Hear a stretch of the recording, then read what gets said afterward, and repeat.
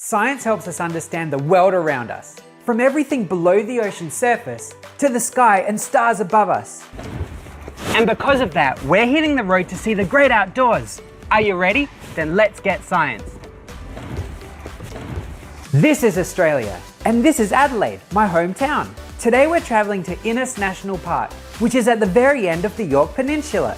That's 4 hours of driving, but here it is in 10 seconds.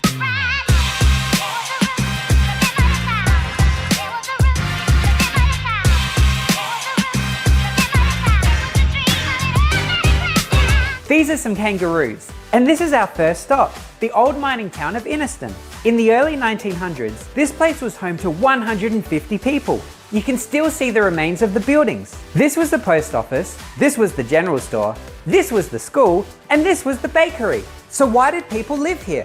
Inniston was built next to this salt lake, which had a large amount of this, a soft white mineral known as gypsum. When the lake was dry, miners from Inniston dug out the gypsum using shovels, picks, and even explosives. They dug out a lot. The bottom of the lake used to be up here. Gypsum is important because it's used to make cement, chalk, and fertilizer. As the water from the lake evaporates, crystals start to form.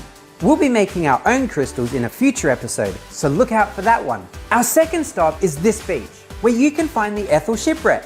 The Ethel was an iron ship weighing over 700 tons. That's the same weight as 120 African elephants. Whoa! During a huge storm in 1904, the Ethel crashed against a reef, which damaged the rudder. Unable to steer, it washed up onto the beach. I had a closer look at the shipwreck and noticed the iron has rusted over time and parts of the ship have disappeared.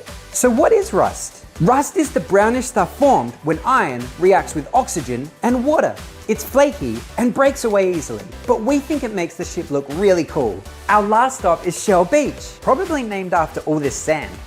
Okay, so there were a few shells too. This beach is super nice, but the real reason we came here was to see this, one of the best rock pools in Australia. The water in this pool stays calm, even with waves crashing either side of it.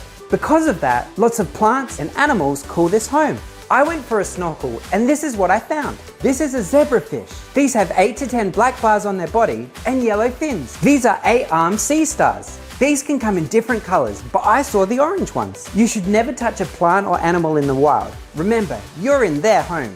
That's it for today. I hope you enjoyed watching this episode of Silly Science with Simon. I know these emus did. Thanks for sticking around and see you again in 2 weeks.